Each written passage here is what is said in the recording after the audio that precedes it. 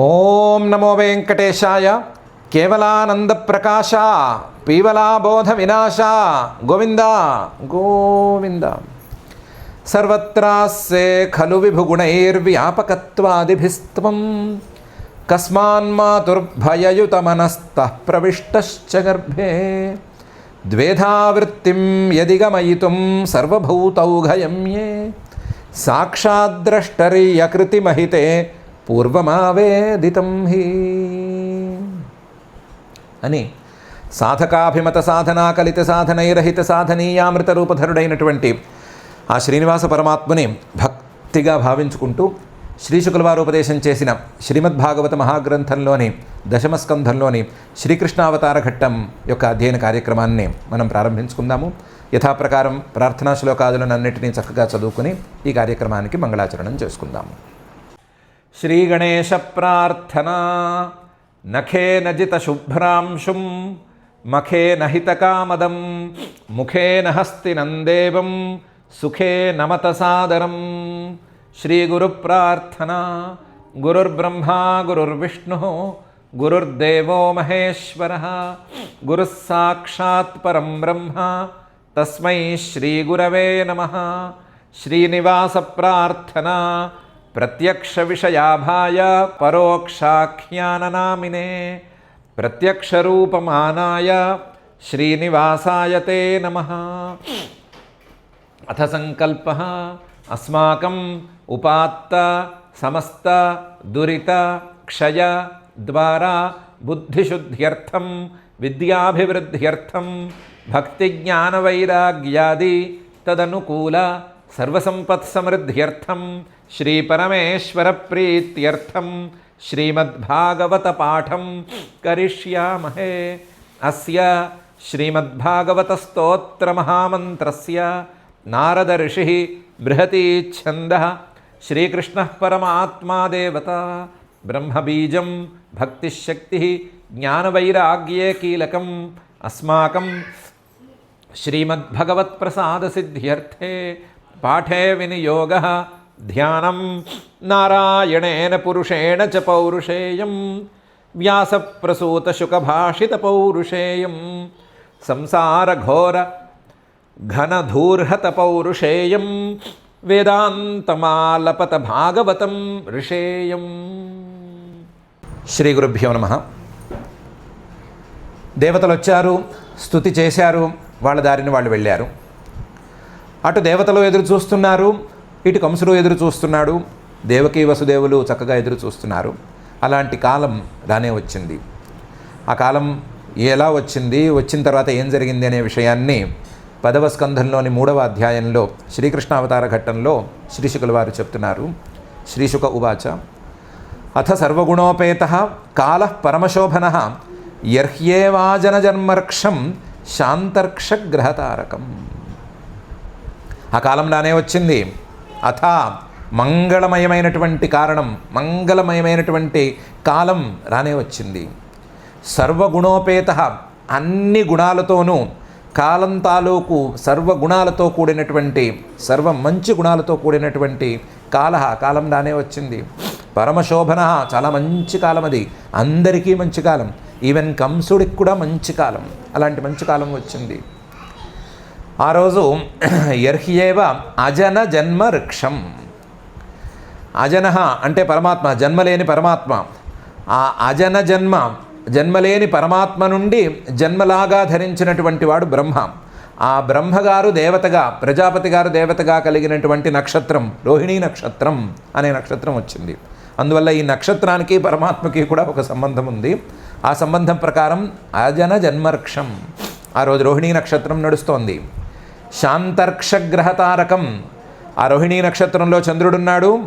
ఆ చంద్రుడు ఉన్నటువంటి ఆ రోహిణీ నక్షత్రమే కాక మిగతా నక్షత్రాలన్నీ కూడా, ఆకాశంలో భచక్రంలో తిరుగుతున్నటువంటి నక్షత్రాలన్నీ కూడా శాంతంగా ఉన్నాయి. శాంతరిక్ష గ్రహ తారకం. చిన్న చిన్న నక్షత్రాలు కావచ్చు, గ్రహాలు కావచ్చు, అన్నీ కూడా, అన్నిటికన్నీ కూడా శాంతంగా ఉన్నాయి, ఏవి క్రూరంగా లేవు. అథ సర్వగుణోపేతః కాలః పరమశోభనః యర్హ్యేవాజనజన్మర్క్షం శాంతర్క్షగ్రహతారకం. ఇది కేవలం సెలెస్టియల్గా చూసుకున్నప్పుడు, ఆకాశంలో ఖగోళంలో చూసుకున్నప్పుడు మాత్రమే కాదు. దిశః ప్రసయదుర్గగనం నిర్మలోడు గణోదయం మహీ మంగళ భూయిష్ఠ పురగ్రామ వ్రజాకర. దిశః ప్రసేదు, దిక్కులన్నీ కూడా ప్రసన్నంగా ఉన్నాయి. గగనం, ఆకాశమంతా కూడా నిర్మల ఉడు గణోదయం, కాసేపు నిర్మలంగా ఉంది, కాసేపే నిర్మలంగా ఉంది, తర్వాత మబ్బులు పట్టినాయి, తర్వాత వర్షం వచ్చింది. నిర్మలంగా ఉంది, నిర్మల ఉడు గణోదయం, నిర్మలంగా ఉండి నిర్మలమైనటువంటి చిన్న చిన్న నక్షత్రాలు అలా మెరుస్తూ ఉంటే చక్కగా అందంగా ఉంది. ఆ రోజు రోహిణీ నక్షత్రంలో చంద్రుడు ఉన్నాడే కానీ చంద్రుడు రాత్రిపూట ఉదయించలేదు, ఇంకా ఉదయించడానికి సమయం ఉంది. అర్ధరాత్రి తర్వాత కానీ ఉదయించడు, ఎందుకంటే ఇది శ్రావణ బహుళాష్టమి కాబట్టి అర్ధరాత్రి తర్వాత ఎప్పుడో ఉదయిస్తాడు ఆయన. కాబట్టి ఆయన ఉదయించడానికి ముందు చక్కటి నక్షత్రాలతో, చిన్న చిన్న నక్షత్రాలతో చాలా చక్కగా ఉంది ఆకాశం. మహీ, భూమి ఎలా ఉంది? మంగళ భూయిష్ఠ పురగ్రామ వ్రజాకర. మొత్తం భూమిలో ఉండేటువంటి గ్రామాల్లో ఎందుకో తెలియదు ఆ రోజంతా మంగళకార్యాలే జరుగుతున్నాయి. మంగళ భూయిష్ఠ పురాలు, గ్రామాలు, నగరాలు, వ్రజ గోశాలు అన్నీ కూడా అన్నీ కూడా ఏవో మంగళకార్యాలు జరుగుతూ మంగళమయంగా ఉన్నాయి. ఎవరో చేసింది కాదు, వాటంతట అవే అలా జరిగిపోయినాయి మంగళకార్యాలు. దిశః ప్రసయదుర్గగనం నిర్మలోడు గణోదయం మహీ మంగళభూయిష్ఠ పురగ్రామ వ్రజాకర. నద్యః ప్రసన్నసలిలాః హ్రదా జలరుహశ్రియః ద్విజాలి కుల సన్నాదస్తబకా వనరాజయః. నద్యః, నదులేమో ప్రసన్న సలిలాః, చక్కటి ప్రసన్నంగా, మరీ ఎక్కువ హడావిడి లేకుండా చక్కగా సమంగా పారుతున్నాయి ప్రసన్న సలిలాః. ఆ నీరు కూడా స్వచ్ఛంగా ఉంది. శ్రావణ మాసంలో నీరు స్వచ్ఛంగా ఉండటం కొంచెం కష్టం, ఎందుకంటే వర్షాలు పడే కాలం అది. అయినా సరే ఆ రోజు విశేషం, ప్రసన్నంగా ఉన్నాయి నదులన్నీ కూడా. హ్రదాః జలరుహశ్రియః, చెరువుల్లో మొత్తాల్లోనూ, చెరువులన్నిటిలోనూ తామర పూలు అందంగా వచ్చినాయి బయటికి. వర్షాకాలం అది, వర్షాకాలం కాబట్టి వర్షం ఎక్కువైతే తామర పూలు లోపల దాక్కున్నట్టు అవుతాయి. తామర పూలు సరిగ్గా బయటికి రావు, వికసించవు. ఏమైందో? హ్రదాః జలరుహశ్రియః, అన్ని పద్మాలతో, తామర పూలతో అందంగా ప్రకాశిస్తున్నాయి.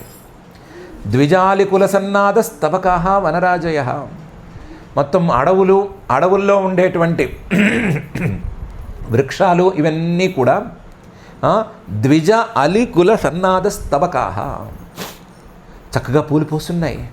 ఆ పూల మీదేమో చిన్న చిన్న పక్షులు వాలుతున్నాయి, ఒకవైపు తొమ్మిదలు వాలుతున్నాయి. వాలినట్టు ఉండకుండా, తమ పని తాము చేసుకోకుండా శబ్దం కూడా చేస్తున్నాయి. ద్విజ ప్లస్ అలికుల సన్నాద, మంచి శబ్దాలు చేస్తుంటే ఇవి. స్తబకాహ, ఆ గుత్తులుగా పూసినటువంటి పూలతో వనరాజయ, అడవులన్నీ, చెట్లన్నీ కూడా చాలా అందంగా ఉన్నాయి. నద్యః ప్రసన్న సలిలాః హ్రదా జలరుహశ్రియః ద్విజాలి కుల సన్నాద స్తబకా వనరాజయః. వవౌ వాయు సుఖస్పర్శః పుణ్యగంధవః శుచిః అగ్నయశ్చ ద్విజాతీనాం శాంతాస్తత్ర సమింధత. వవౌ వాయువు చక్కగా వీస్తోంది. సుఖస్పర్శ వీస్తోంది, చక్కగా వీస్తోంది అంటే బర్రని వీచి అవి అందరికీ ఇబ్బంది కలిగేలా కాదు. సుఖస్పర్శ, చాలా సుఖం కలిగేటట్లుగా హాయిగా మెల్లగా వీస్తోంది. పుణ్యగంధవ, ఆ మంచి వాసనలు తీసుకొస్తోంది వాయువు. మంచి వాసనలు, పుణ్యమైనటువంటి వాసనలు అంటే హోమధూమము. ఎవరో హోమం చేస్తే ఆ హోమంలో ఆవు నెయ్యి తాలూకు వాసనలు లేదా మిగతా ద్రవ్యాల తాలూకు మంచి వాసనలు తీసుకొచ్చింది. మంచి వాసనలు అంటే ఏవేవో ద్రవ్యాలు కలిపిన వాసనలు కావు. పుణ్యగంధవ, పుణ్యంతో కలిసినటువంటి ఏదో మంచి కార్యక్రమం జరుగుతున్నట్లుగా, అంతటా హోమధూమం లాంటిది పరుచుకున్నట్లుగా, అంతటా ఏదో హోమం తాలూకు వాసనలు, మంచి వాసనలు వస్తున్నాయి. శుచి, చాలా శుభ్రంగా ఉంది. ఆ వాసన పీలిస్తే హాయిగా ఉంది. ముక్కుల్లోకి లోపలికి వెళ్ళి ఏదో ఇరిటేట్ చేస్తున్నట్లుగా లేదు, చాలా బాగుంది వాసన కూడాను. అగ్నయశ్చ ద్విజాతీనాం శాంతాస్తత్ర సమింధత. బ్రాహ్మణులు అగ్నిహోత్రాలను వెలిగిస్తే ఆ అగ్నిహోత్రాలు చక్కగా జ్వాలలు వచ్చి అందంగా ఉన్నాయి. కానీ జ్వాలలు ఎక్కువ వస్తున్నాయి, అందంగా ఉన్నాయి జ్వాలలు, కానీ మరీ వేడిగా ఏం లేవు. శాంతంగా ఉన్నాయి, చూడటానికి ఇంపుగా ఉన్నాయి, చూడటానికి చాలా బాగున్నాయి, కానీ చక్కగా మండుతున్నాయి. ఏదో భగభగ నెగడుల్లాగా మండట్లేదు, చక్కగా మండుతున్నాయి, చక్కగా వెలిగి చాలా చూడటానికి హాయిని గొలుపుతున్నాయి. స్పర్శను కూడా ఇబ్బంది పెట్టడం లేదు. వవౌ వాయుస్సుఖస్పర్శ పుణ్యగంధవ శుచి అగ్నయశ్చ ద్విజాతీనాం శాంతాస్తత్ర సమింధత. మనాంస్యాసన్ ప్రసన్నాని సాధూనాం అసురద్రుహాం జాయమానే జనే తస్మిన్ నేదుర్దుందుభయో దివి. మనస్సులు మనాంసి సాధూనాం, సాధువుల తాలూకు మంచివాళ్ల తాలూకు మనస్సులు, ఆ మంచివాళ్ళు దేవతలు ఉన్నారు, మానవులు ఉన్నారు, వాళ్ళ తాలూకు మనస్సులు ప్రసన్నాని ఆసన్, ప్రసన్నంగా ఉన్నాయి. ఎందుకో తెలియదు, ఆ రోజంతా ప్రసన్నంగా ఉంది, ప్రశాంతంగా ఉంది, అందరి మనస్సు హాయిగా ఉంది. అసురద్రుహాం, అసురులంటే పడనటువంటి లేదా అసురులు వీళ్ళకి ద్రోహం చేస్తారు అని అనుకుంటాం కదా, అలాంటి వాళ్ళు ఎవరున్నా సరే వాళ్ళ మనసులేవో ఈరోజు ఎవరు వచ్చి ఏం కొడతారో అని కానీ, లేదా ఈ అసురుడేంటి అలా ఉన్నాడు ఇలా ఉన్నాడు అనేటువంటి ఆలోచనలు ఇలాంటివి ఏమీ లేకుండా ఏమిటో ప్రశాంతంగా ఉన్నారు అందరూ. ఎందుకంటే అజనే తస్మిన్ జాయమానే, జన్మే లేనటువంటి పరమాత్మే వీళ్ళందరి కోసం దిగి వస్తున్నాడు. అలాంటి సందర్భం కాబట్టి అందరూ మంచి వాళ్ళందరూ ప్రసన్నంగా ఉన్నారు, హాయిగా ఉన్నారు. జాయమానే జనే తస్మిన్ నేదుర్దుందుభయో దివి. ఈ మాట అజనుడైనటువంటి పరమాత్మ జనించబోతున్నాడు అని మిగతా వాళ్ళకి తెలియదు కదా, దేవతలకు మాత్రమే కదా తెలుసు.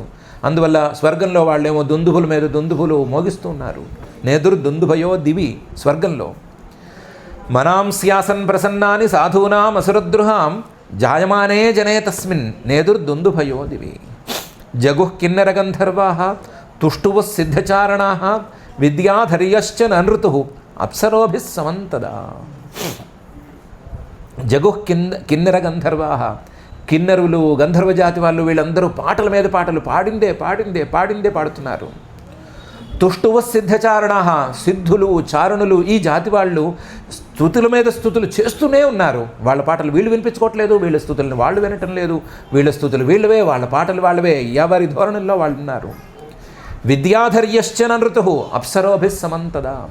అప్సరసులు నాట్యాల మీద నాట్యాలు చేస్తూనే ఉన్నారు, వాళ్ళకి విద్యాధర స్త్రీలు కూడా జత కలిశారు.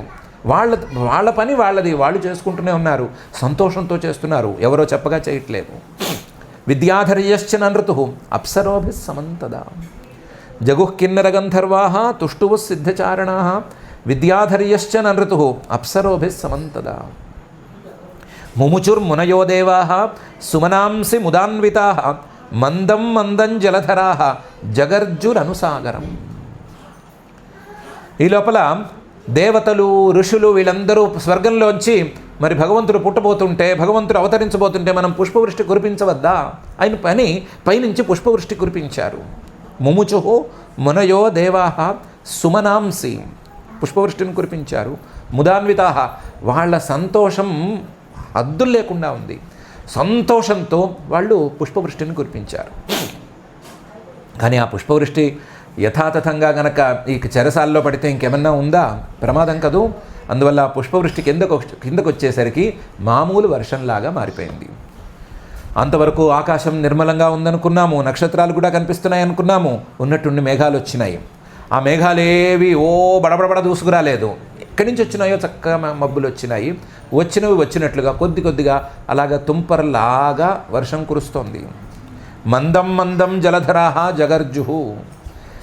ఆ వచ్చిన మేఘాలు కూడా వర్షానికి ముందు కాస్తంత గర్జన చేస్తాయి కదా, ఉరుముతాయి కదా, ఆ ఉరుములు కూడా మందం మందం చాలా చిన్నగా వినసొంపుగా ఎక్కడో దూరంగా ఉన్నట్లుగా ఉరుముతున్నాయి. మందం మందం జలధరాః జగర్జుః. అలాగే అనుసాగరం, ఎలాగైతే సముద్రం దగ్గరికి వెళితే ఆ అలల శబ్దం అనేది వినిపిస్తూనే ఉంటుంది, కానీ మైల్డ్గా ఉంటుంది, సన్నగా వినిపిస్తుందో, అలాగే ఈ మబ్బుల తాలూకు గర్జనలు ఉరుములు కూడా అనుసాగరం, సాగరంలాగా, సాగర ఘోషలాగా మెల్లగా కంటిన్యూస్గా వినిపిస్తూనే ఉంది.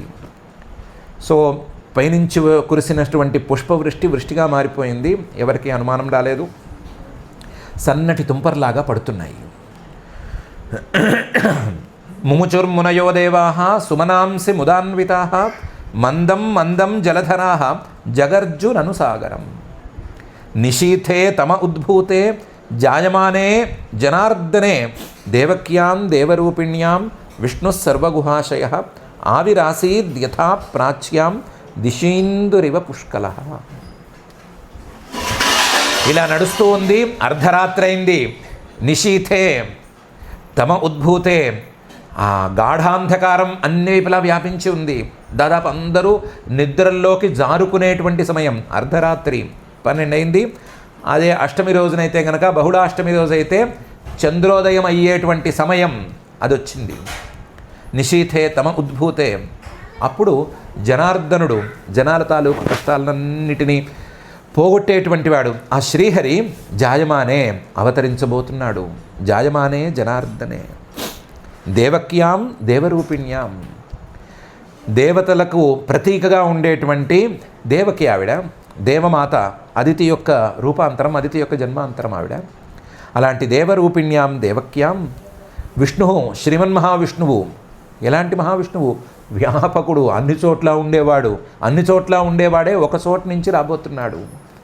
సర్వగుహాశయ, అందరి మనస్సుల్లోనూ దాగి ఉండేటువంటి అంతర్యామే ఒక శరీరం నుంచి బయటికి రాబోతున్నాడు, లేదా ఒక శరీరం నుంచి బయటికి వచ్చినట్లుగా కనిపించి అవతరించబోతున్నాడు. సర్వగుహాశయ.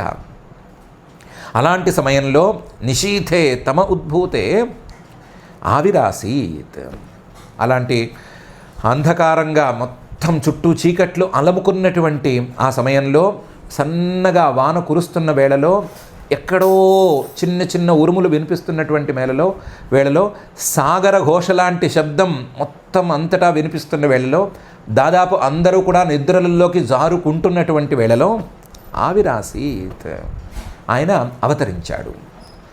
అవతరించాడు అంటే ఎలా చెప్పాలి? అంతవరకు ఎవరి కంటికి కనిపించని వాడు, అందరి యొక్క విజ్ఞాన స్వరూపంగా ఉండేటువంటి వాడు కంటికి కనిపించేట్టుగా వచ్చాడు. ఆవిరాసీత్, ఆవిర్భవించాడు. అంతవరకు కంటికి కనిపించలేదు. అగ్గిపుల్ల గీస్తే ఉన్నటువంటి మంట కనిపిస్తుంది. ఈ మంట ఎక్కడుంది? ఆ అగ్గిపుల్లలో ఉంది, దాగి ఉంది. కానీ ఇప్పుడు కంటికి కనిపిస్తోంది.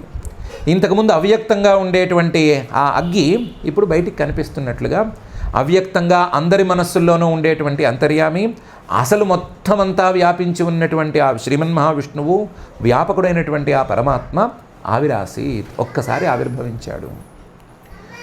యథా ప్రాచ్యాన్ దిశి ఇందురివ, ఆయన అవతరించిన, ఆయన ఆవిర్భవించిన అదే సమయంలో సరిగ్గా చంద్రోదయమైంది. ప్రాచ్యాన్ దిశి, తూర్పు దిక్కున, తూర్పు దిక్కు లాంటి దిక్కున ఆయన చంద్రుడు కూడా ఉదయించాడు. ప్రాచ్యాన్ దిశి ఇందురివ పుష్కలః, చంద్రుడిలాగా, ఆ సమయంలో ఉదయించిన చంద్రుడిలాగా ఈయన కూడా ఉదయించాడు. లేదంటే పౌర్ణమి రోజున విడిగా పెట్టుకుంటే, ఉదాహరణని ఉన్నదిన్నట్టుగా ఉంచుకుంటే కనుక, పౌర్ణమి రోజున పుష్కలః చంద్ర, పరిపూర్ణమైన చంద్రుడు ప్రాచ్యాన్ దిశి, తూర్పు దిక్కున ఉదయించినట్లుగా ఈయన ఉదయించాడు చక్కగాను. నిశీథే తమ ఉద్భూతే జాయమానే జనార్దనే దేవక్యాం దేవరూపిణ్యాం విష్ణు సర్వగుహాశయ ఆవిరాసీద్ యథా ప్రాచ్యాం దిశీందురివ పుష్కలః. ఆయన తన ఈశ్వర రూపంతో యథావత్తుగా అవతరించాడు. అవతరించేటప్పుడు మొహమాట పడలా, ఏదో ఒక తల్లికి పుట్టిన బిడ్డలాగా ఉండాలి అని మొహమాట పడలేదు. తన 4 భుజాలతో అన్నిటితోనూ అవతరించాడు. తన ఈశ్వర రూపంతోనే అవతరించాడు. ఆ అవతరించిన రోజును ప్రత్యేకించి చెప్పట్లేదు, కానీ శ్రావణ బహుళ అష్టమి బుధవారం అయింది. ఆ బుధవారం రోజున జన్మించాడు ఈయన. దిశీంద్రివ పుష్కలః. అయితే ఈ అవతరించిన వాడిని ముందుగా తండ్రి గారు చూశాడు. చూస్తే ఎలా కనిపించాడు? తమద్భుతం బాలకమంబుజేక్షణం చతుర్భుజం శంఖగదాద్యుదాయుధం శ్రీవత్సలక్ష్మం గలశోభి కౌస్తుభం పీతాంబరం సాంద్రపయోద సౌభగం. ఇలా కనిపించాడు. చూడ్డానికి అద్భుతంగా కనిపించాడు. అద్భుతం అంటే ఆశ్చర్యకరంగా కనిపించాడు. మామూలుగా అంతవరకు ఆయనకి 6 డెలివరీలు తెలుసు. 6 పిల్లల్ని ఈయన కళ్ళారా చూశాడు. చూసినప్పుడు వాళ్ళు ఎలా ఉన్నారో అలా లేడు ఈయన. ఏడవ కాన్పుని చూడలేదు ఆయన, ఎందుకంటే 7వ కాన్పే జరగలేదు. 7వది గర్భ విసర్జన జరిగిపోయింది అనుకున్నారు. గర్భం ఇక్కడి నుంచి అక్కడికి రోహిణికి మారిపోయింది అనుకున్నాం కదా. అందువల్ల 6 కాన్పులు చూశాడు. 6 పిల్లలు ఇలాగైతే లేరు. ఈయన అద్భుతంగా ఉన్నాడు పుట్టినవాడు. బాలకం చూడ్డానికి చిన్నగానే ఉన్నాడు, కానీ అంబుజేక్షణం కళ్ళు తామర పువ్వుల్లాగా చల్లగా నవ్వుతున్నాయి, చాలా అందంగా విచ్చుకొని కనిపిస్తున్నాయి. అప్పుడే పుట్టిన పిల్లలు కళ్ళు తెరవటం చాలా కష్టం, చాలా కష్టం. ఒకవేళ కళ్ళు తెరిచినా ఏదో చిటికీమని తెరుస్తారేమో, కానీ అంత అందంగా విచ్చుకుని ఉన్నట్టుగా తామర పువ్వుల్లాగా కళ్ళు తెరుచుకుని చూడరు, అంత చూడరు. కానీ ఈ పిల్లవాడు అలా చూస్తున్నాడు. ఇదేం పెద్ద ఆశ్చర్యం కాదు. ఒక పిల్లాడు కళ్ళు మూసుకుని పుట్టొచ్చు, మరొక పిల్లవాడు కళ్ళు తెరుచుకుని పుట్టొచ్చు, అందులో విశేషమేం లేదు. చతుర్భుజం, 4 భుజాలతో పుట్టాడు ఈ పిల్లవాడు. పోనీ 4 భుజాలతో పుట్టాడన్న ఆశ్చర్యం లేదనుకోవచ్చు, కానీ ఒక్కొక్క చేతిలోనూ ఒక్కొక్క ఆభరణమో అలంకారమో ఏదో ఒకటి ఉంది, లేదా ఆయుధమో ఏదో ఒకటి ఉంది. శంఖ గదాద్యుధాయుధం, ఒక చేతిలో శంఖము, ఒక చేతిలో చక్రము, ఒక చేతిలో గద, మరొక చేతిలో ధనుస్సు, విల్లు, ఇవన్నీ ఉన్నాయి. ఈ ఆయుధాలు ఉండటం కూడా పెద్ద విశేషం కాకపోవచ్చు. ఈ ఆయుధాలన్నింటినీ ఎత్తి పట్టుకున్నాడు ఆయన. ఇదో కంసవధ చేసేస్తాను, ఇప్పటికిప్పుడు వెళ్ళిపోతాను అన్నట్లుగా, లేదా దుర్మార్గుల్ని ఎప్పటికిప్పుడు మట్టు పెడతాను అన్నట్లుగా ఉదాయుధం పైకెత్తి మరీ పట్టుకున్నాడు. చిన్నపిల్లలు ఇలా చేతులు పైకెత్తి పట్టుకుంటారు కదా, పైకెత్తి పట్టుకున్న చేతుల్లో 4 చేతుల్లోనూ 4 ఆయుధాలు ఉన్నాయి. ఉదాయుధం. శ్రీవత్సలక్ష్మం, జాగ్రత్తగా చూస్తే ఆయన హృదయం మీద చిన్న మచ్చ కూడా కనిపిస్తోంది, నల్లగాను. ఆ మచ్చకి శ్రీవత్సం అని పేరు కూడాను, శ్రీవత్సలక్ష్మం. గలశోభి కౌస్తుభం, మెడలో పెద్ద మణి వేలాడుతోంది, ఒక హారానికి ఒక మణి వేలాడుతోంది. చూడబోతే ఇదేదో కౌస్తుభం లాగా అనిపిస్తోంది. గలశోభి కౌస్తుభం. ఇవన్నీ పెద్ద విశేషాలు కావనుకున్నా సరే, పీతాంబరం, పిల్లవాడు పీతాంబరంతో పుట్టాడు, పసుపచ్చ పట్టుపట్టతో పుట్టాడు. పీతాంబరం. ఆయన శరీరపు కాంతి రంగు ఎలా ఉంది? సాంద్ర పయోద సౌభగం. బాగా దట్టంగా ఉండేటువంటి మబ్బులు ఎంత నల్లగా ఉంటాయో అంత నల్లగా ఉన్నాడు. నీలవర్ణం కాదు, బ్లూ కాదు, బ్లాక్ లేదా బ్లాకిష్ కలర్. సాంద్ర పయోద సౌభగం. దట్టంగా అలముకున్నటువంటి మేఘాలు ఎంత నల్లగా ఉంటాయో అంత నల్లగా ఉన్నాడు. తమద్భుతం బాలకం అంబుజేక్షణం చతుర్భుజం శంఖ గదాద్యుధాయుధం శ్రీవత్సలక్ష్మం గలశోభి కౌస్తుభం పీతాంబరం సాంద్ర పయోద సౌభగం. మహార్హవైదూర్య కిరీటకుండలత్విషా పరిష్వక్త సహస్రకుంతలం ఉద్దామకాంచ్యంగద కంకణాదిభిర్విరోచమానం వసుదేవ ఐక్షత. ఆయన నెత్తి మీద పెద్ద కిరీటం ఉంది. ఆ కిరీటం నిండా భూలోకంలో అందనటువంటి మణులు ఉన్నాయి, పొదగబడి ఉన్నాయి. మహార్హ వైదూర్యం, చాలా విలువైన వైదూర్యాలు, చూస్తేనే తెలిసిపోతుంది, మనకు దొరికేవి కావవి. అలాంటి వైదూర్యాలు, అలాంటి మణులు చాలా ఉన్నటువంటి కిరీటం, అది ఒకటి నెత్తి మీద ఉంది. కిరీటంతో పాటుగా 2 చెవులకి కుండలాలు ఉన్నాయి, మకర కుండలాలు ఉంటాయి ఆయనకి అనుకున్నాము, ఆ మకర కుండలాలు ఉన్నాయి. ఆ కుండలంలో కూడా అక్కడక్కడ మణులు పొదగబడి ఉన్నాయి. ఆ మణుల విలువే చాలా గొప్పగా ఉన్నట్టుగా తెలుస్తోంది. ఈ గొప్పగా ఉండేటువంటి మణులు, కిరీటాలు, కుండలాలు ఇవి కావు, వాటి తాలూకు కాంతులు కూడా జిగేల్మని తళతళ మెరుస్తున్నాయి. త్విష. అవి ఎక్కడ ప్రతిఫలిస్తున్నాయి, ఎక్కడికి చేరుతున్నాయి అంటే ఆయన తాలూకు శిరస్సు మీద ఉండేటువంటి వెంట్రుకల మీద పడుతున్నాయి. త్విష పరిష్వక్త సహస్ర కుంతలం. కిరీటం అంటే మొత్తం ఆయన ఎందుకో మొత్తం తలంతా కనిపించనట్లుగా, లేదా అసలు వెంట్రుకలే కనిపించినట్లుగా పెట్టుకోలేదు, ఏదో ఒక రకంగా విచిత్రంగా పెట్టుకున్నాడు. ఆ కిరీటంలో ఉండేటువంటి మణుల తాలూకు ఛాయలన్నీ ఆయన వెంట్రుకల మీదే పడుతున్నాయి. ద్విష పరిష్వక్త సహస్రకుంతలం. ఒక వెంట్రుక మీద, 2 వెంట్రుకల మీద కాదు, రకరకాల భాగాల్లో చుట్టూ ఉండేటువంటి వెంట్రుకల మీద పడుతున్నాయి.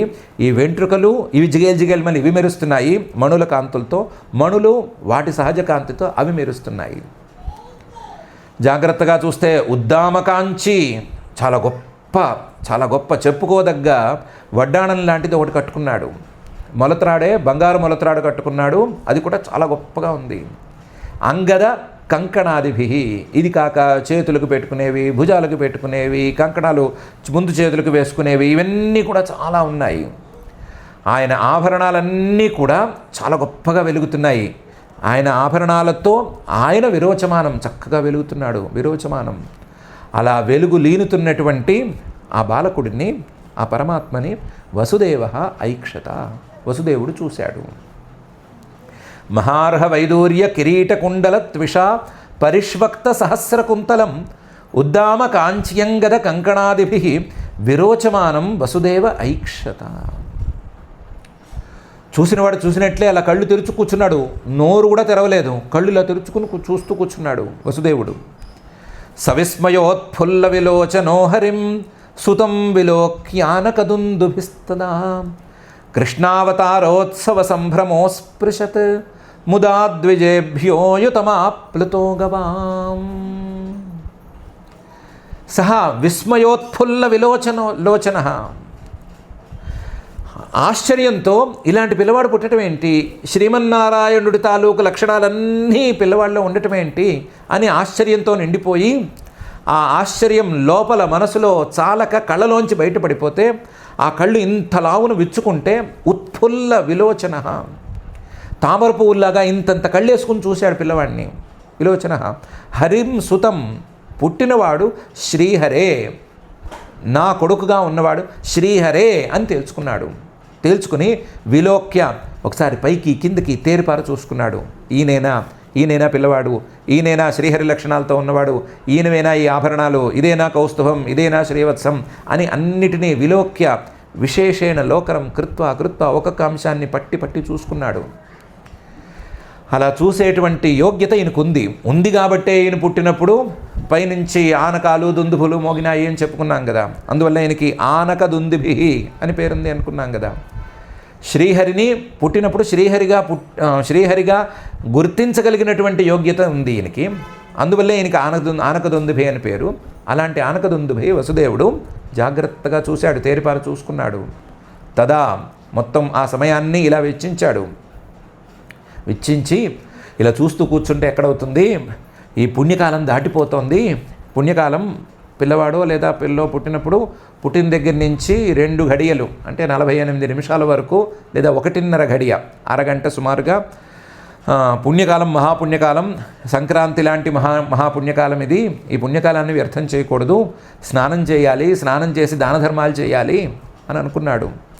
కృష్ణావతారోత్సవ సంభ్రమ, నాకు పిల్లవాడు పుట్టాడు, నాకు శ్రీకృష్ణుడు పుట్టాడు, నాకే పరమాత్మ పుట్టాడు, 4 భుజాలతో పుట్టాడు, మొత్తం సర్వాభరణాలతోనూ పుట్టాడు అని ఆ సంతోషంతో ఆ సంభ్రమంతో ఉండి ఇప్పుడు నేను చేయవలసిన పని ఏంటి అని ఒకసారి ఆలోచించి అస్పృశత్ ముదా ద్విజేభ్య అయుతం గవాం, బ్రాహ్మణులకి 10,000 గోవులు దానం చేస్తాను అని మనసులో సంకల్పం చేసుకున్నాడు.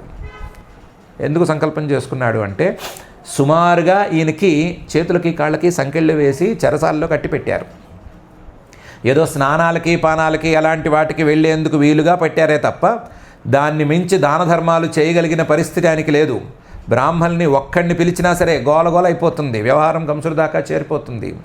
అందువల్ల అసలు అలాంటి పరిస్థితే లేదు, అలాంటి ఆలోచన కూడా ఆయనకి లేదు. మనస్సుతోనే సంతోషంగా ఈ వ్యవహారాలన్నీ సద్దుమునిగిన తర్వాత, నా పిల్లవాడు పెరిగి పెద్దవాడు అయిన తర్వాత, ఈ చేతులకు ఉండేటువంటి సంకెళ్ళవన్నీ పోయిన తర్వాత నేను 10,000 గోవుల్ని బ్రాహ్మణులకు దానం చేస్తాను అని మనసులో సంకల్పం చేసుకున్నాడు. రెడీగా బ్రాహ్మణులు, రెడీగా ఆవులు లేవు కాబట్టి మనసుతోనే దానం చేసుకున్నాడు. దానం చేసే ముందు ఆప్లుత, తనకున్నటువంటి ఆ పరిమితమైన వనరుల్లో ఆయన స్నానం కూడా చేశాడు. ఇలాగో స్నానపానాదులకి అట్టిపెట్టే వీళ్ళకి సంకెళ్ళు వేసినట్టున్నారు. ఆ స్నానపానాదులకి నిత్యం చేసే స్నానపానాదులకి కావలసినటువంటి తీరు ఉంది కాబట్టి ఆ పరిస్థితులతోనే మరీ గంగకో యమునకో వెళ్ళి స్నానం చేయలేకపోయినా ఉన్నవాడు ఉన్నట్టుగా స్నానం చేసి నియమాలను పాటించగలిగినంత పాటించి దానిపైన ఆ పాటించలేని పరిస్థితుల్లో మనసులో సంకల్పం చేసుకుని ఊరుకున్నాడు. సవిస్మయోత్ఫుల్ల విలోచనోహరిం సుతం విలోక్య ఆనకదుందుభిస్తదా కృష్ణావతారోత్సవ సంభ్రమోస్పృశత్ ముదా ద్విజేభ్యో యుతమాప్లుతో గవాం.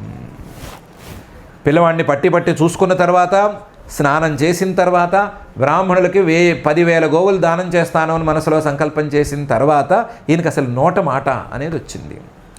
అప్పుడు అథైనమస్తౌ దవధార్య పూరుషం పరన్నతాంగ కృతధీ కృతాంజలి స్వరోచిషా భారతసూతికాగృహం విరోచయంతం గతభి ప్రభావవిత్.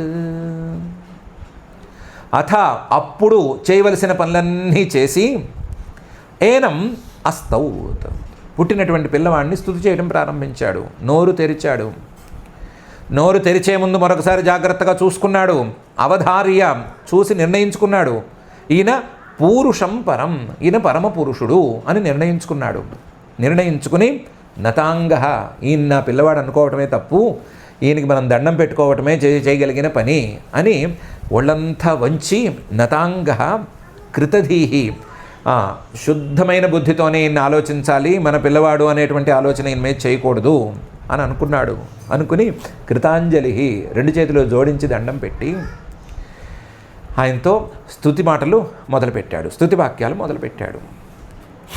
ఆ పిల్లవాడు ఎలా ఉన్నాడు?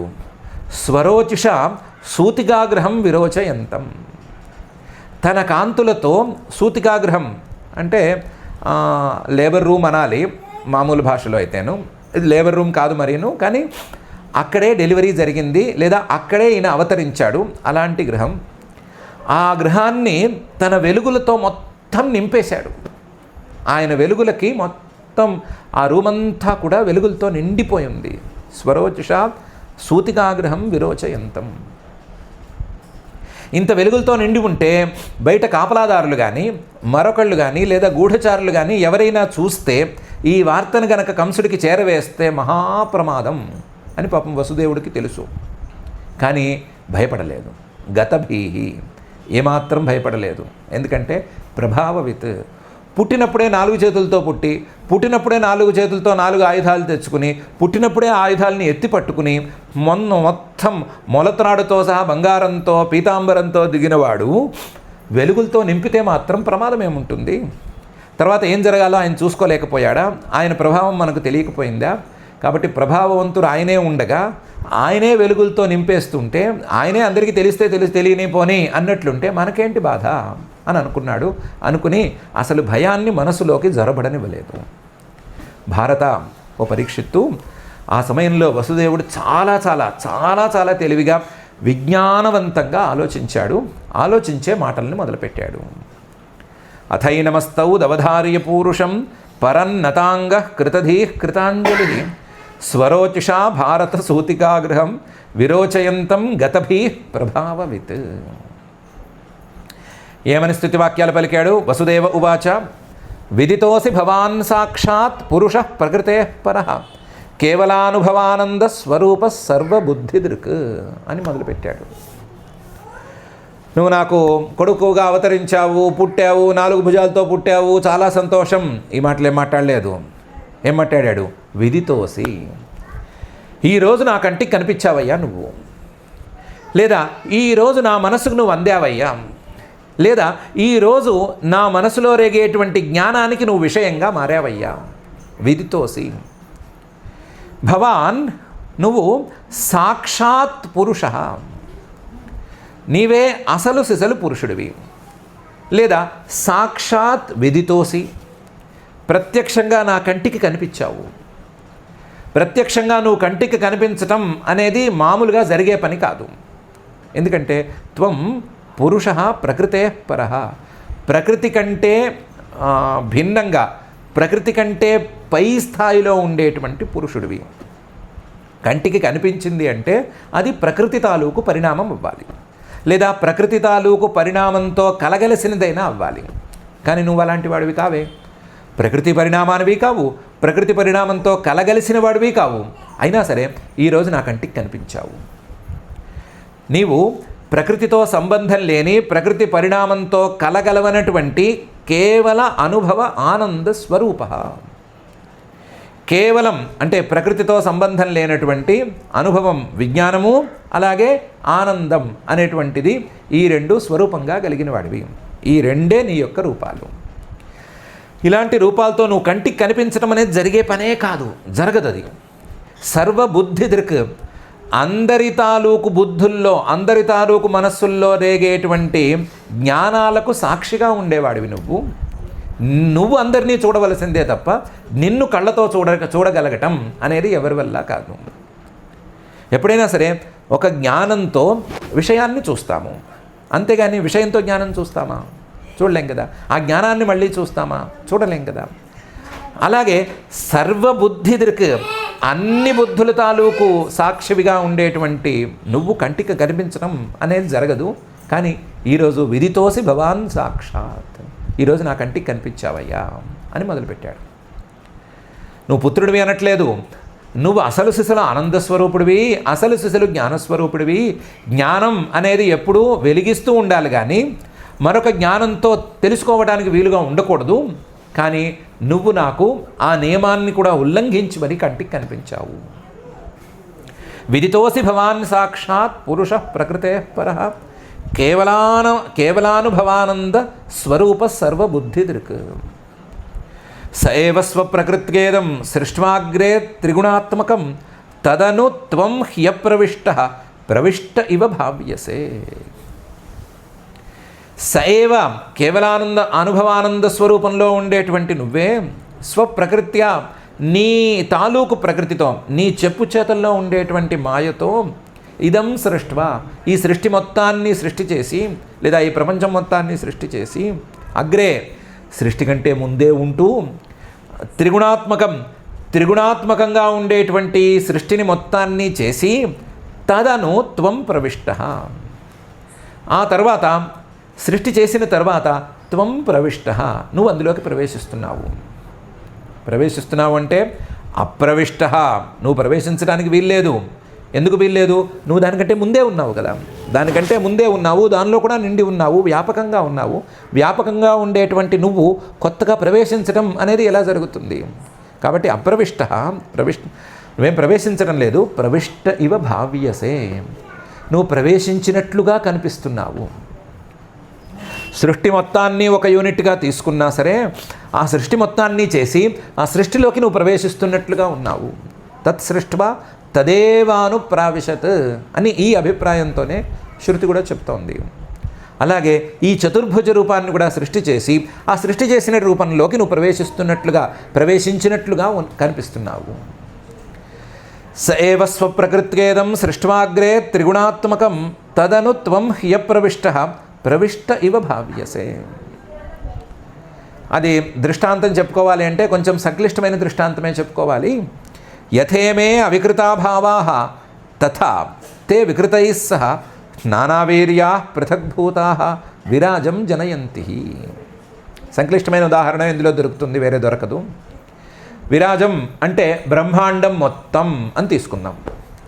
ఈ బ్రహ్మాండం మొత్తాన్ని సృష్టి చేసేదెవరు, లేదా ఈ బ్రహ్మాండం మొత్తాన్ని పుట్టించేదెవరు అని ఆలోచిస్తే, కేవలం భౌతికంగా మాత్రమే ఆలోచిస్తే పంచమహాభూతాలు అని కదా చెప్పాలి. యథా ఇమే అవికృతా భావాః, ఈ పంచమహాభూతాలు, మన మహత్తత్వం అహంకారం దీన్ని కూడా కలిపేద్దాము, లేదా ప్రకృతిని కూడా కలిపేసుకునే మాట్లాడదాము. మొత్తం అష్టమూల ప్రకృతులు, లేదా మూల ప్రకృతి, సప్త ప్రకృతి వికృతులు, వీటిని గురించే అనుకుందాము. ఇవి ఏమాత్రం మార్పు లేకుండా తమ స్వరూపాన్ని కోల్పోకుండానే, తమ యొక్క సూక్ష్మత్వాన్ని లేదా వ్యాపకత్వాన్ని కోల్పోకుండానే ఈ బ్రహ్మాండం మొత్తాన్ని సృష్టి చేస్తున్నాయి అని చెప్పుకోవాలి. అయితే ఆ భావాలు వికృతై సహా ఈ పుట్టబోయేటువంటి బ్రహ్మాండంలోని వస్తువులతో సహా కలిసే పుడుతున్నాయి, లేదా కలిసే అవి పుట్టినట్లుగా కనిపిస్తున్నాయి. నానావీర్యా, ఒక్కొక్క పదార్థం తాలూకు ప్రభావం ఒక్కొక్కటి, ఒక్కొక్క పదార్థం తాలూకు విశేషం ఒక్కొక్కటి. అలాంటి నానావీర్యా, వేరువేరు విశేషాలు కలిగినటువంటి పదార్థాలన్నీ కూడా పృథగ్భూతా, వేరువేరుగా ఉన్న విరాజం, ఒక బ్రహ్మాండం అనేటువంటి యూనిట్ని సృష్టి చేస్తాయి. జనయంతి, బ్రహ్మాండాన్ని సృష్టి చేసిన తర్వాత ఈ కారణాలు అందులోకి ప్రవేశిస్తున్నాయా? ప్రవేశించట్లేదు. కారణాలు కార్యాలు విడివిడిగా చూడడానికి వీల్లేదు. ఓ మట్టి కుండ పుట్టిన తర్వాత అందులోకి మట్టి ప్రవేశిస్తోందా? ప్రవేశించట్లేదు. కారణం అనేది ఎలా ప్రవేశించలేదు? కారణం అనేది మట్టి కుండ పుట్టే క్షణంలో, నువ్వు పుట్టక ముందు, పుట్టిన తర్వాత, నాశనం అయిపోయిన తర్వాత ఎల్లప్పుడూ ఉంటుంది. అలాగే నువ్వు ఎల్లప్పుడూ ఉంటున్నావు. కానీ అదే మట్టి కుండలోకి ఆకాశం ప్రవేశించినట్లుగా భావించవచ్చు.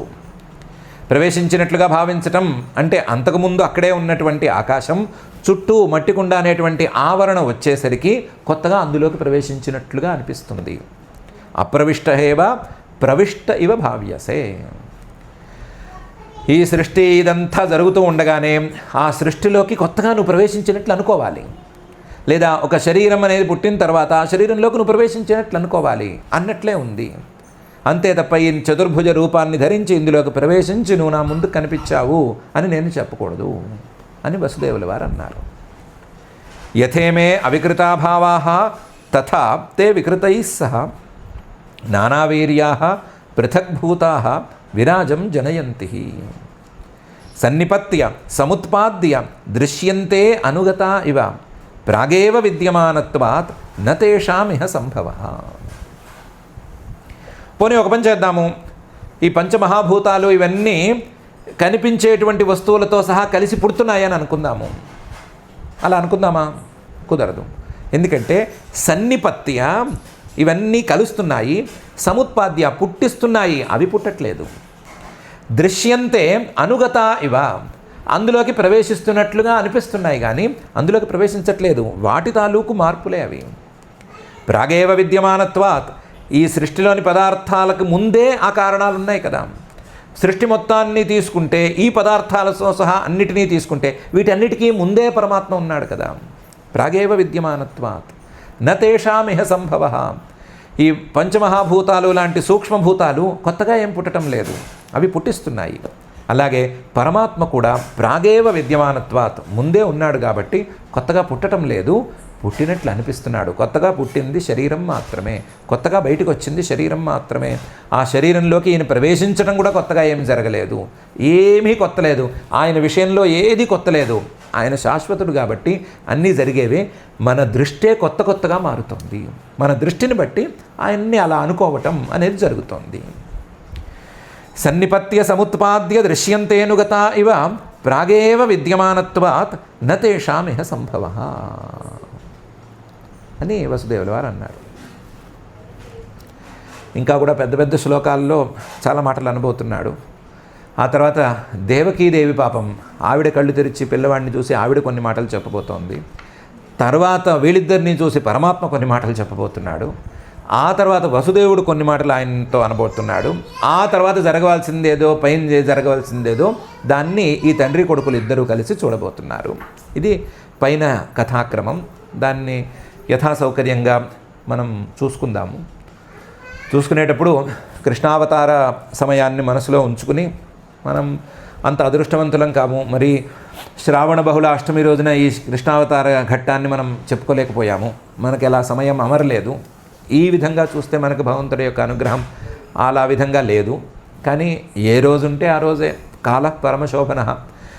ఆయన గురించి మనం ఆయన అవతారాన్ని గురించి మనం చెప్పుకునే సమయమైనా సరే పరమశోభనం అయినటువంటి సమయం అని అనుకుని ఈ సమయంలోనే ఆయన పుట్టాడు అనుకుని, లేదా ఈ సమయంలోనే ఆయన అవతరించాడు అని అనుకుని, అవతరించాడు పుట్టాడు అనే శబ్దాలకి మాత్రం వసుదేవుల వారు చెప్పినటువంటి తీరులో అర్థాన్ని ఉంచుకుందాం. ఆయన కొత్తగా పుట్టలేదు, ఎల్లకాలాల్లోనూ ఉండేవాడు, ఎల్లవేళల్లోనూ ఉండేవాడు. అవతరించాడు, అది కూడా ఏమీ లేదు, అన్నిటా ఉండేవాడు, ఏం అవతరిస్తాడు? కాబట్టి ఆయన తన సంకల్పంతో ఒక చతుర్భుజ రూపాన్ని ఉంచితే ఆ చతుర్భుజ రూపంతో ఈయనకి ఉన్న సంబంధం శాశ్వతంగా ఉంటూ ఉండగానే, అశాశ్వతమైన రూపంతో శాశ్వతమైన సంబంధం ఉంటూ ఉండగానే ఆ రూపం పుట్టడాన్ని బట్టి మన దృష్టి ఆయన అవతరించాడు అని కలుగుతోంది. ఆ దృష్టి కూడా మంచిదే. ఎందుకంటే ఈ దృష్టిలో పరమాత్మ అనేటువంటి విషయం కలిసి ఉంది కాబట్టి, పరమాత్మ చతుర్భుజ రూపంతో అవతరించాడు అన్నప్పుడు పరమాత్మ కలిసి ఉన్నాడు కాబట్టి ఈ దృష్టిలో ఉండే మిగతా అంశాల కంటే ఆ పరమాత్మ అనే విషయానికి విలువ ఎక్కువ కాబట్టి ఈ దృష్టి మంచిదే. ఈ దృష్టిని మనం ఎలా మలచుకోవాలి, ఎలా పరమాత్మ వైపుకు తీసుకువెళ్ళాలి, పరమాత్మ యొక్క తత్వాన్ని అందుకోవలసిన విధానం ఈ దృష్టి ద్వారా మనం ఎలా తెలుసుకోవాలి అనే విషయం మీదే మనం ఎక్సర్సైజ్ చేయాలి. వసుదేవుల వారు 3 జన్మలుగా చేసి ఉన్నాడు కాబట్టి తొందరగా పట్టేసుకున్నాడు. కేవల అనుభవానంద స్వరూప అని సులభంగా తేల్చేశాడు. తేల్చేసి అప్రవిష్ట, నువ్వు ఇందులోకి ప్రవేశించలేదు, ప్రవిష్ట ఇవ భావ్యసే అని చక్కగా చెప్పేసుకున్నాడు. ఆయన స్థాయి అది. మన స్థాయి ఎంతలో ఉన్నా సరే మనం కూడా ఆ భావాన్ని అందుకునేటువంటి స్థాయికి ఎదగాలి. అలా ఎదిగేటట్లుగా మనల్ని ఈ కృష్ణావతార ఘట్టం ప్రోత్సహించాలి. ఈ కృష్ణావతార ఘట్టం మనల్ని ఆ దిశగా ప్రయాణం చేసేటట్లుగా ప్రేరేపించాలి అని మనం ఆ సాధకాభిమత సాధనా కలిత సాధనైరహిత సాధనేయామృత రూపధరుడైనటువంటి శ్రీనివాస పరమాత్మని భక్తిగా ప్రార్థించుకుందాము. ఆ ప్రార్థనతోనే ఈ 16 శ్లోకాల పారాయణ కార్యక్రమం చేసుకుందాము. అథ శ్రీమద్భాగవతే పారమహంస్యాం సంహితాయాం దశమస్కంధే తృతీయాధ్యాయే శ్లోకాః. శ్రీశుక ఉవాచ అథ సర్వగుణోపేతః కాలః పరమశోభనః యర్హ్యేవాజనజర్మర్క్షం శాంతర్క్షగ్రహతారకం దిశః ప్రసేదుర్గగనం నిర్మలోడుగణోదయం మహీమంగళభూయిష్ఠ పురగ్రామవ్రజాకరా నద్యః ప్రసన్నసలిలాః హృదా జలరుహశ్రియః ద్విజాలికులసన్నాదస్తబకావనరాజయః వవౌ వాయుః సుఖస్పర్శః పుణ్యగంధవః శుచిః అగ్నయశ్చ ద్విజాతీనాం శాంతాస్తత్ర సమింధత మనాంస్యాసన్ ప్రసన్నాని సాధూనామసురద్రుహాం జాయమానే జనే తస్మిన్ నేదుర్దుందుభయో దివి జగుః కిన్నరగంధర్వాః తుష్టువుః సిద్ధచారణాః విద్యాధర్యశ్చ నృతుః అప్సరోభిः సమంతదా ముముచుర్మునయో దేవాః సుమనాంసి ముదాన్వితాః మందం మందం జలధరాః జగర్జురనుసాగరం నిశీథే తమ ఉద్భూతే జాయమానే జనార్దనే దేవక్యాం దేవరూపిణ్యాం విష్ణుః సర్వగుహాశయః ఆవిరాసీద్యథా ప్రాచ్యాం దిశీందురివ పుష్కలః తమద్భుతం బాలకమంబుజేక్షణం చతుర్భుజం శంఖగదాద్యుదాయుధం శ్రీవత్సలక్ష్మంగళశోభికౌస్తుభం పీతాంబరం సాంద్రపయోదసౌభగం మహార్హవైదూర్యకిరీటకుండలత్విషా పరిష్వక్తసహస్రకుంతలం ఉద్దామకాంచ్యంగదకంకణాదిభిः విరోచమానం వసుదేవ ఐక్షత సవిస్మయోత్ఫుల్లవిలోచనో హరిం సుతం విలోక్యానకదుందుభిస్తదా కృష్ణావతారోత్సవసంభ్రమోస్పృశత్ ముదా ద్విజేభ్యో యుతమాప్లుతో గవాం అథైనమస్తౌ దవధార్య పూరుషం పరన్నతాంగః కృతధీః కృతాంజలిః స్వరోచిషా భారతసూతికాగృహం విరోచయంతం గతభిః ప్రభావవిత్.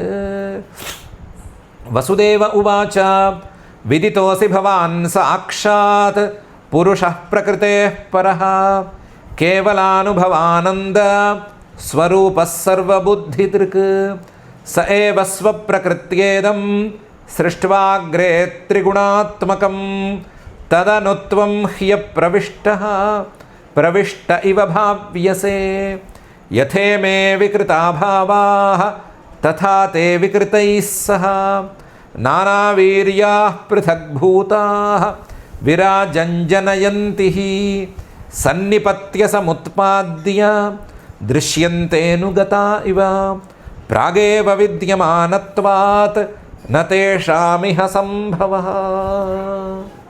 ఇతి శ్రీమద్భాగవతే పారమహంస్యాం సంహితాయాం దశమస్కంధే తృతీయాధ్యాయే శ్లోకాః.